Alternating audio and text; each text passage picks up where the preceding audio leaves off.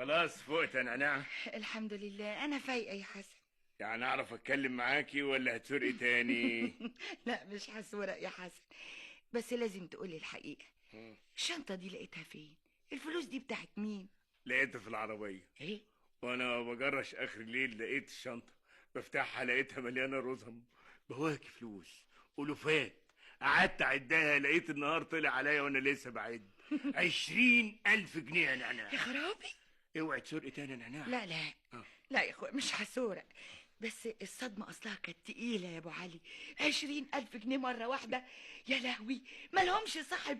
لا لهم صح بس ما نعرفوش. خلاص يبقى بتوعك يا أبو علي. بتوعي؟ رزقك كنز واتفتح لك يا أبو الروس. انت بتتكلمي جد يا نعناع؟ جد يا أبو علي جد. انت تعبت كتير وربنا عوض صبرنا خير، وهتجيب العربية اللي نفسك فيها يا حسن. صحيح يا نعناع. عربية واحدة؟ ده انت تقدر تجيب 6 عربيات. مش للدرجة دي يا نعناع. ازاي كل الفلوس دي وما تقدرش تجيب اللي انت عايزه؟ بس الطمع وحش يا نعناع. طمع ايه يا راجل؟ هي دي فلوسنا يا ستي. امال فلوس مين؟ انت تعرف صاحبها؟ ما هو اكيد زبون ركب معايا يا نعناع. بس انت ما تعرفوش، ده رزقك، رزق وجالك لحد رجليك، وهتجيب العربية يا حسن. اهو ده الموضوع اللي شاغل بالي وشاغل دماغي يا نعناع. نفسي يبقى عندي عربية بتاعتي زي زمان عشان محدش يذلني. محدش هيذلك ابدا يا ابو علي. بقول نستنى يمكن يبان لهم صاحب انواع. وناكل منين يا حسن؟ هتقعد كده خالي شغل؟ تبقى الفلوس معاك وتدور تلف تستلف من اللي يسوى واللي ما يسواش، والاكل والشرب والبيت المفتوح وعايز مصاريف، وبنتك اللي هتتجوز يا حسن. يعني اجيب العربية؟ جري جري يا اوام، تجري دلوقتي على الاجانس. افرضنا لقيت صاحب الفلوس يا نعناع، ساعتها يحلها الف حلال، تديله اللي يطلع من نصيبه. لا يا نعناع، دي تبقى ورطة ما يعلم بيها الا ربنا. شوف يا اختي الراجل.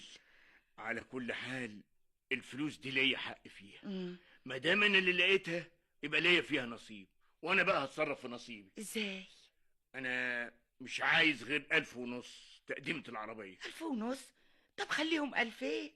ايوه بس احنا ورانا مصاريف يا حسن، وما معناش فلوس، ومش عاوزين نمد ايدينا لحد.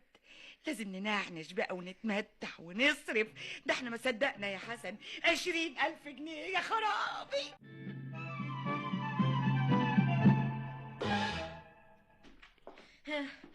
عملت ايه يا بابا؟ قدمت بلاغ واديتهم اوصاف الشنطه وقلت لهم كل البيانات. والسواق؟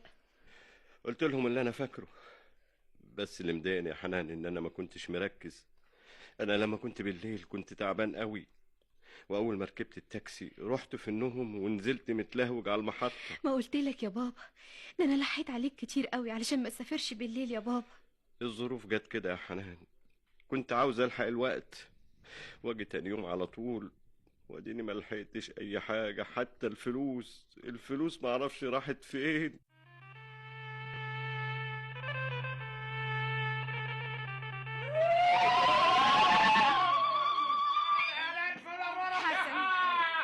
ألف مبروك يا حسن. مبروك يابا. الله يبارك لك. عليا النعمة، العربية ماشية زي العروسة في الحتة، وعم حسن جواها زي العريس يا جدعان. الله يكرمك على الله. يا سلام، أهو كده الشغل ولا بلاش؟ ضربة معلم صحيح. هي دي الضربة اللي عملتها يا عم حسن.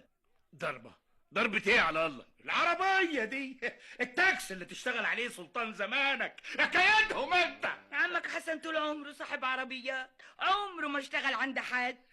عليا النعمة، طول عمره ملك. انا اشتغلت بره عشان خاطرك، بس انت اللي لحيت عليا وخليتني اشتغل عند راجل عرة زي شاكر. عرة؟ هو عرة بعقل؟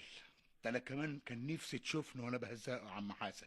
مش خليته عرة، خليته ما يسواش بصلة في الموقف، واسأل الموقف كده. اهو ده اللي انت فالح فيه، كل يوم تسيب شغلك وتعمل لك خناقه وهلوله. الله الله الله الله، انا اتخانقت عشانك يا عم حسن. انت بتتلك العشاني ايه؟ انت طول عمرك شضلي وغاوي خناق. لا لا لا لا لا، ايه ده المرة دي اتحمق عشانك انت يا حسن.